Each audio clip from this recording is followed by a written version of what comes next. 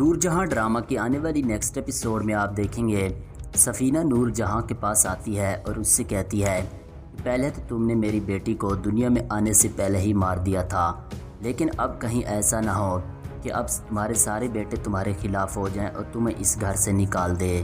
تو یہ بات سنتے ہی نور جہاں کو غصہ آ جاتا ہے اور وہ سفینہ سے کہتی ہے تم بول رہی ہو کہ نور جہاں ہار ماننے والوں میں سے بالکل بھی نہیں ہے، میں تمہیں اس گھر سے بہت جلد نکلوا دوں گی۔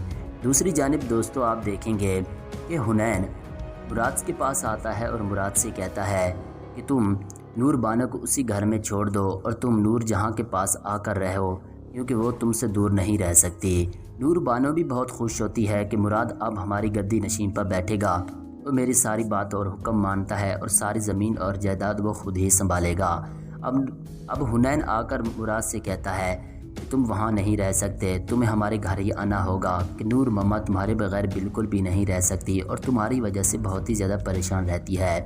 دوسری جانب دوستو آپ دیکھیں گے کہ سفیر سنبل کے پاس آتا ہے اور اس سے کہتا ہے کہ ماں اس گھر میں نہیں رہتی۔ وہ کہتی ہے کہ اگر سنبل یہاں رہے گی تو میں نہیں رہوں گی۔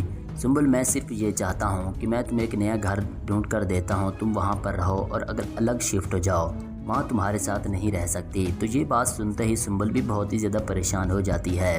ناظرین ڈرامہ سیریل نور جہاں بہت ہی زیادہ انٹرسٹنگ ڈرامہ بن چکا ہے۔